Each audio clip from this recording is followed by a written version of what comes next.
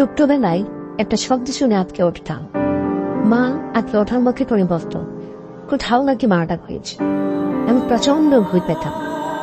এও শুনতাম যারা মার্ডার করে তারা নাকি ভয়ঙ্কর অপরাধী হয়। নিজেই বলতে তাদের কিছু নয়, নাই কোনো দয়া নাই। ওই যে কারবালার সীমা ইমাম হোসেনকে শহীদ করেছিল, তার বুকে নাকি কোনো চুল ছিল না, চুলও ছিল না।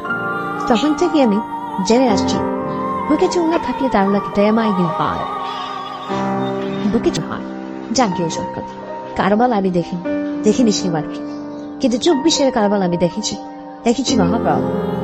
আমি দেখেছি কিভাবে নিরপরাধ মানুষকে হত্যা করা যায়। খুঁজি কাচা সতেজ কিচ্ছু করে নেই, শুধু একটা বাইনা ধরেছিল, আমাকেও দা প্রতিযোগিতার সমান সুযোগ।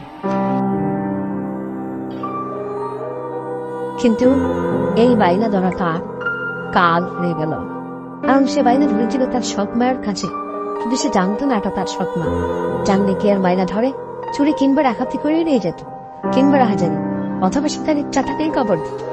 যেটা বলছিলাম, মার্ডারকারী খুব ভয়ঙ্কর ভদ্র অপরাধী। তাহলে রাষ্ট্র কি ভয়ঙ্কর অপরাধী?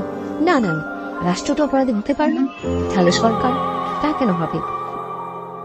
অন্তত অবন্দনের কথা বলে স্বচ্ছতার মনে ওড়ে সরকার তো নিজেকে চড়াই তুলে দেয়। তাহলে এত উৎকঞ্চিতা যারা পান কে নেই গেল? কোন সে হত্যারা? তাহাদের পশ্চিম অবস্থায় দৃঢ় বিশ্বাস কে কখন দিল? তাহাদের বুকটা নাকি ঝাঁচা হয়ে গেছে। ও মা, কি অসহ্য যন্ত্রণা! অবস্থায় ভেবেছিল বলি কি আর করবে, বন্ধুদের সাথে বলে বেড়াবো, দেখনি কেমন করে বুক পেতে দিয়েছিলাম। তা হলো কি,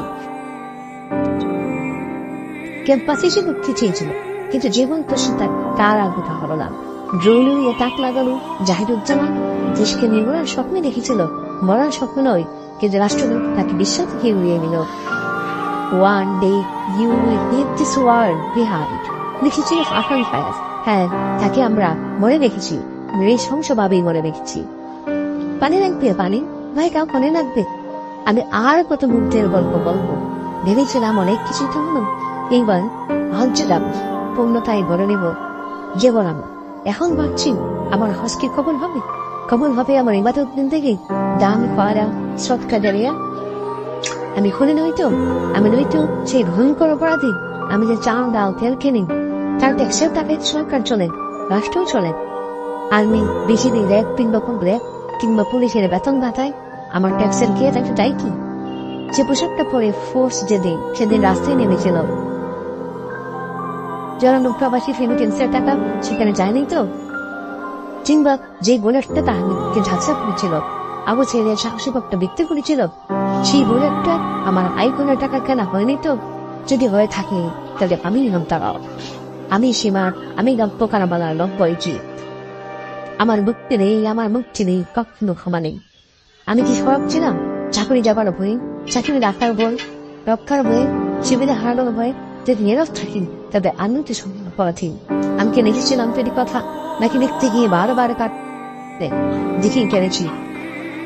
তাহলে আমি তো মৃত্যু কাপুরুষ, তবে এখন লিখে রাখি।